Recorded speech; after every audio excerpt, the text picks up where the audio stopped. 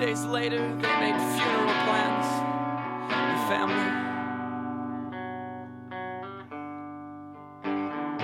3 days later, a mother had to bury her son.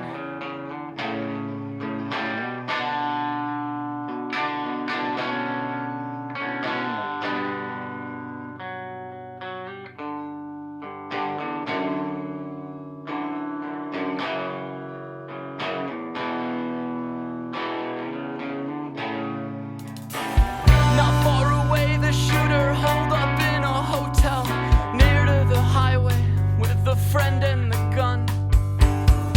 That same gun.